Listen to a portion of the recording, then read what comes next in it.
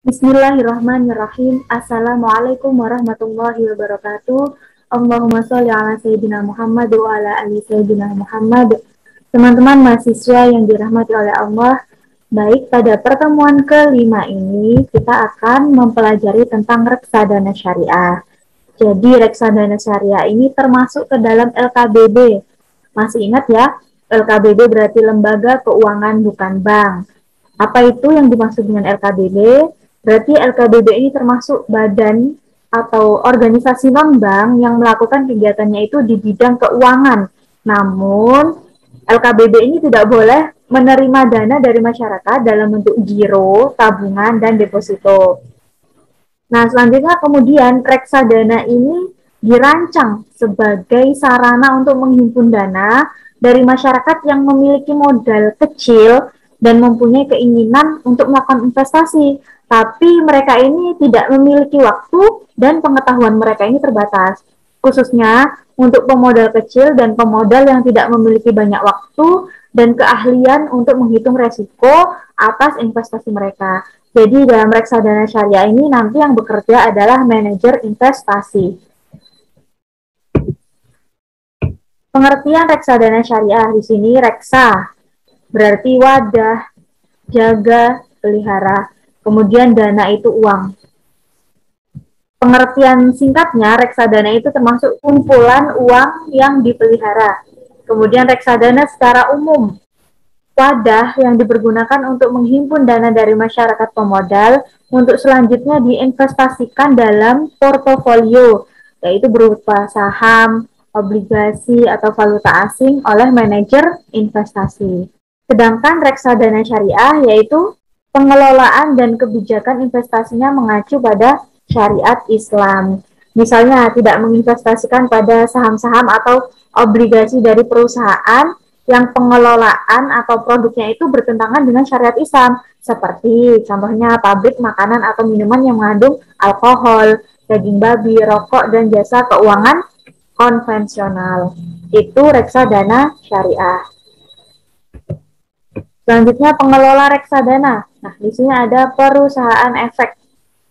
Jadi perusahaan efek ini umumnya berbentuk divisi tersendiri atau PT.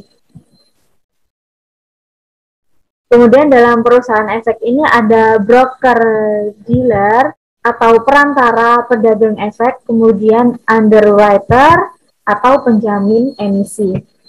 Yang kedua ada perusahaan manajemen investasi atau PMI.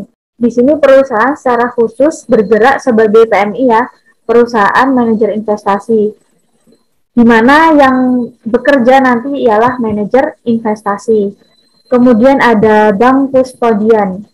Bank kustodian ini mempunyai wewenang dan tanggung jawab dalam menyimpan, kemudian menjaga dan mengadministrasikan kekayaan, baik itu dalam pencatatan serta pembayaran, penjualan kembali suatu reksadana berdasarkan kontrak yang dibuat dengan manajer investasi. Selanjutnya bentuk reksadana. Yang pertama ada reksadana berbentuk persero. Nah, dalam reksadana ini berarti perusahaan penerbit reksadana ini menghimpun dana dengan menjual saham. Selanjutnya hasil penjualan tersebut itu diinvestasikan untuk berbagai jenis efek di pasar uang.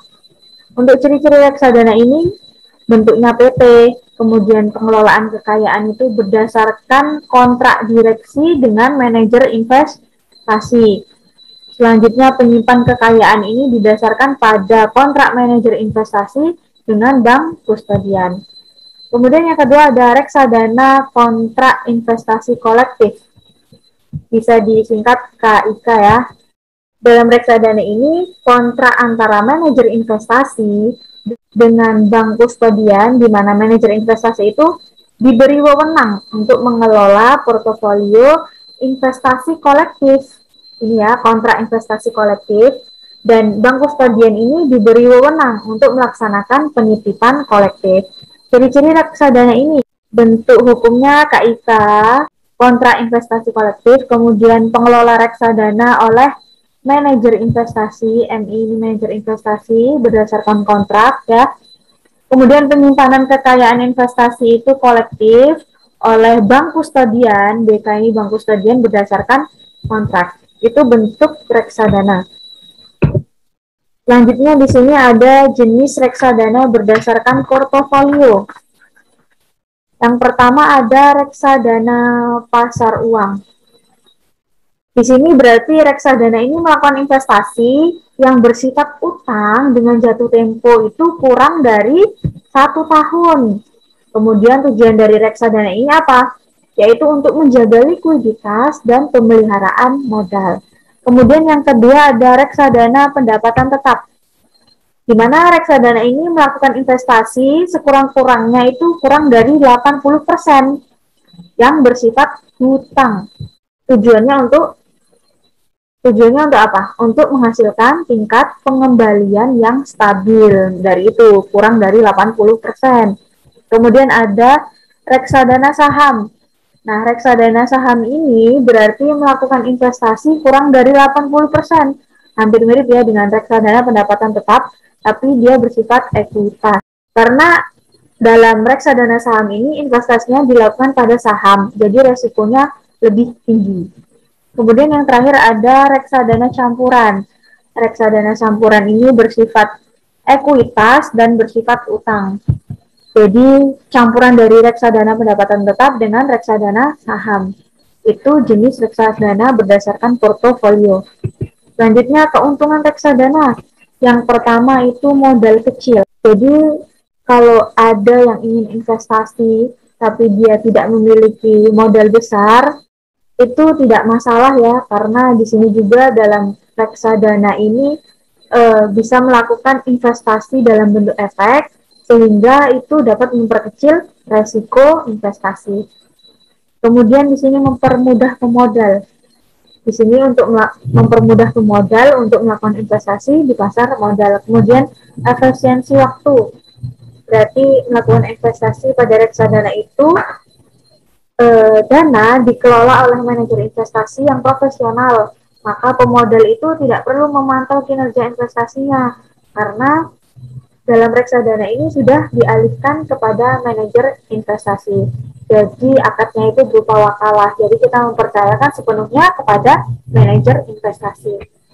Itu keuntungan reksadana. Ini tugas terakhir, berikan kesimpulan dari penjelasan tersebut. Jadi setelah apa yang sudah saya paparkan, silahkan teman-teman untuk memberikan kesimpulan. Mungkin itu saja ya, kurang lebihnya saya mohon maaf. Wassalamualaikum warahmatullahi wabarakatuh.